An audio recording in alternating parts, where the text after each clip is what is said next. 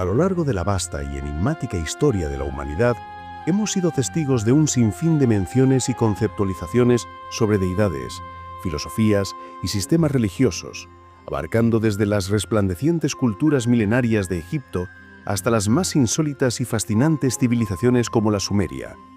Curiosamente, a menudo percibimos una asombrosa resonancia entre muchos de estos dioses, como si fueran la misma entidad manifestada bajo nombres distintos, pero invariablemente ligados por las mismas leyendas y acciones que describen su interacción con la humanidad.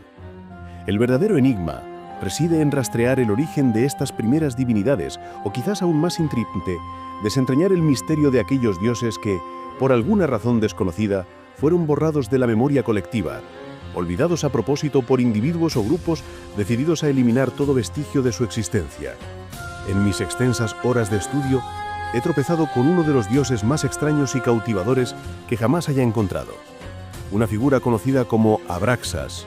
Su presencia es intermitente, como si emergiera y se desvaneciera a lo largo del tiempo, adoptado por ciertas culturas solo para ser relegado al olvido por otras, y luego inexplicablemente retomado de nuevo. Sin duda, Abraxas se erige como una de las deidades más fascinantes para cualquier buscador de conocimiento. Bienvenidos a la mirada del vigilante.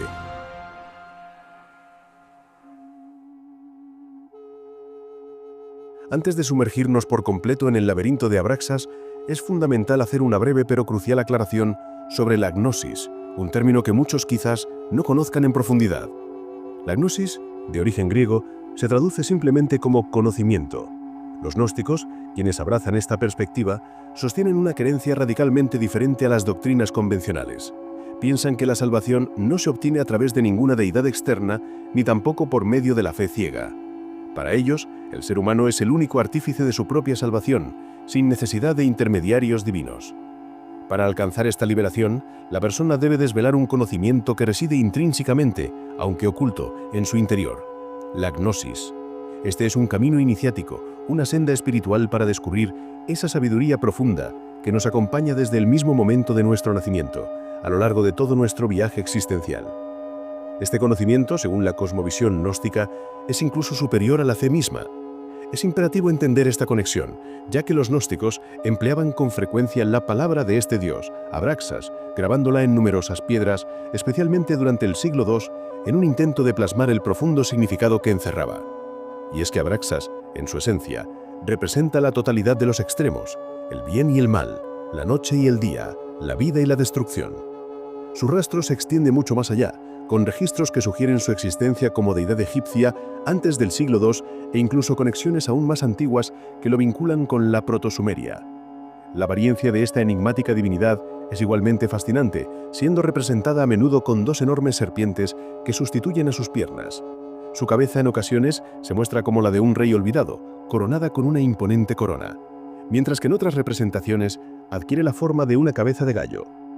Resulta curioso que algunos demonólogos, expertos en el estudio de estas entidades, hayan percibido en Abraxas algo más que una mera divinidad de culturas ancestrales.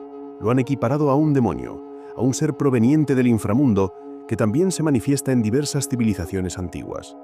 Sin embargo, la persistente sensación es que Abraxas ha sido deliberadamente borrado u olvidado, quedando solo pequeños reductos de información sobre este misterioso dios. La complejidad de Abraxas se profundiza al desvelar un significado numérico oculto en su propia palabra. Abraxas esconde la cifra 365, el número de días que conforman un año, simbolizando así el principio de un ciclo y su inevitable final. Esta correspondencia numérica no es trivial, pues sugiere que esta deidad se situaba por encima de todos los demás dioses, trascendiendo incluso en la creación, como el Alfa y la Omega, o mejor dicho, más allá de ellos mismos. Este estatus de suprema deidad fue reconocido por figuras como Elena Petrovna Blavatsky, la fundadora de la teosofía, quien se refirió a Abraxas en momentos clave como una deidad suprema, por encima de todas las demás, reiterando esta idea de trascendencia absoluta. En este velo de misterio se entrelazan las leyendas ancestrales de individuos que, en la antigüedad, se atrevieron a invocar a este ser, ya fuera demonio o deidad. Para ello, recurrían a símbolos específicos, hoy completamente desconocidos, que grababan con devoción en su propio pecho. La creencia popular, aunque se recalca que es una mera leyenda o mito, sostiene que al ser invocado, Abraxas rara vez se comunicaba verbalmente, y si por alguna razón detectaba que la persona invocadora poseía una naturaleza malévola, la devoraba desde el interior, una imagen aterradora de juicio divino. Por otro lado, si la persona era de buen corazón y la invocación se había realizado con éxito, Abraxas asumía el control del cuerpo del invocador hasta que el objetivo deseado se cumpliera. Una forma de posesión benevolente o al menos dirigida a un fin concreto. Es fascinante observar cómo este tipo de relatos, que navegan entre la leyenda y la mitología, nos invitan a la reflexión, permitiéndonos contrastar información y sacar nuestras propias conclusiones, tal como se promueve en la búsqueda de conocimiento. La palabra abracadabra, tan célebre en el ámbito de lo mágico y lo esotérico, curiosamente es un término posterior que deriva directamente de la voz del dios Abraxas. De hecho, su origen también se rastrea hasta una antigua fórmula mágica egipcia, que en su egipcia, Kencia, significaba «no me dañarás». Esta conexión etimológica subraya por qué los gnósticos utilizaban la palabra Abraxas en sus piedras, no solo como representaciones de su significado, sino también como poderosos talismanes. Para ellos, esta palabra simbolizaba un conocimiento oculto y profundo en el interior del ser humano, un conocimiento que confería protección, en un sentido amplio y general. Es interesante añadir que abracadabra también podría tener raíces hebreas, particularmente de la frase abrek ad haba, que se traduce como «envía tu rayo hasta la muerte», lo que añade otra capa de curiosidad a sus múltiples derivaciones. Incluso el autor Charles William King, en su obra Los gnósticos, sugirió que el nombre de Abraxas se ocultaba en la palabra hebrea Senjameforas, que significa palabra sagrada, y se utilizaba para referirse al nombre exacto de Dios, un paralelismo que sin duda resulta interesante. Ante la riqueza de estas interconexiones, surge una pregunta fundamental que trasciende la historia. ¿Qué es realmente un dios? ¿Es un ser que se hizo presente en algún momento de la historia humana?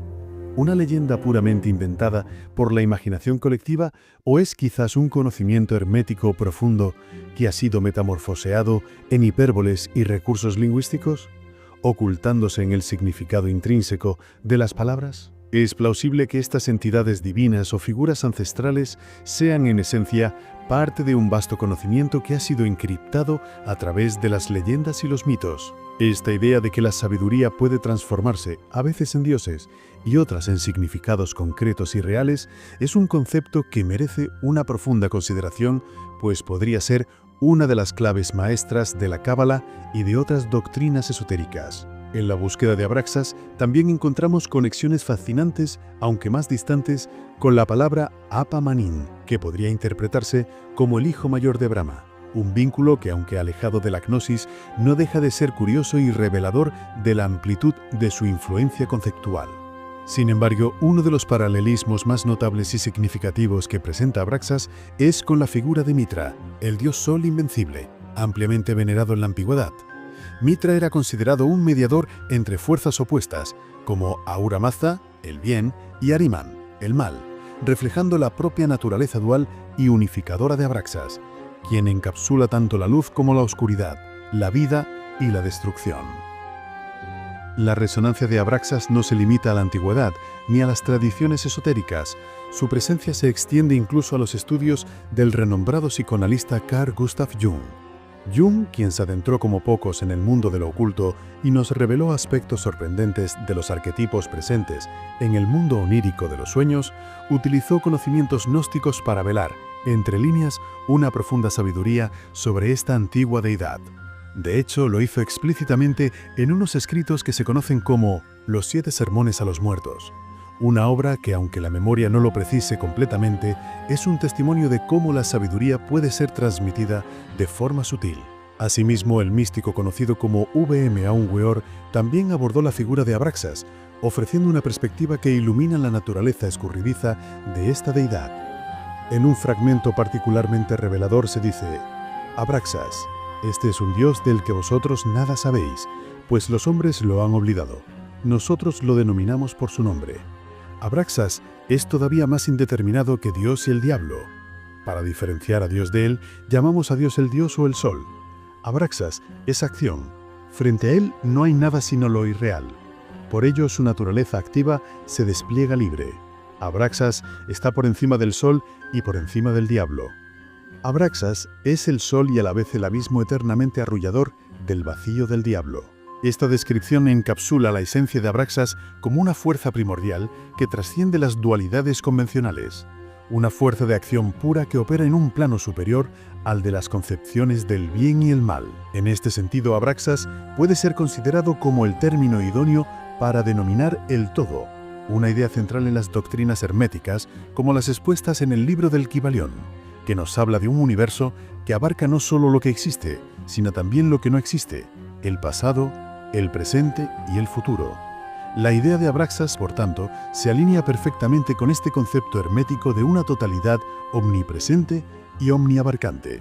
Es innegable que hoy en día una vasta cantidad de conocimientos sobre nombres de dioses antiguos como Abraxas permanece encriptada, resultando extraordinariamente complejo de descifrar y de traer a la luz para una comprensión más amplia. A menudo, las escuelas de masonería y diversas doctrinas herméticas resguardan celosamente la sabiduría inherente a estos símbolos y leyendas, como se ha intentado explicar, y lo hacen por una razón profunda: para proteger este conocimiento de aquellas personas que no poseen la voluntad de mirar más allá de lo evidente o que carecen de la energía espiritual y mental necesaria para desencriptar esas complejas leyendas y absorber esa sabiduría oculta. Se sugiere que este conocimiento velado es en realidad lo que verdaderamente mueve y da forma al mundo que habitamos, aunque la mayoría no lo perciba, ni tampoco interese que la verdad de estos símbolos se difunda abiertamente. La figura de Abraxas, en su esencia, nos invita a una profunda reflexión sobre la naturaleza de la realidad y la divinidad.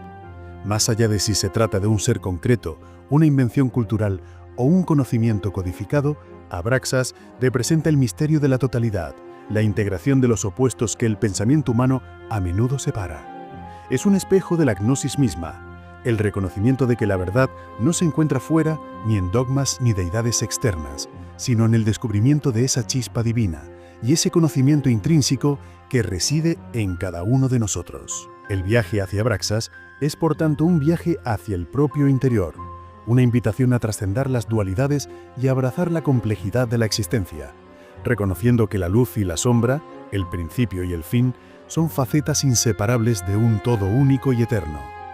Es en esta búsqueda incesante, en la apertura a lo desconocido y en la capacidad de forjar nuestras propias conclusiones, donde reside la verdadera esencia de la sabiduría. Dicho todo esto, lo dejamos en este punto.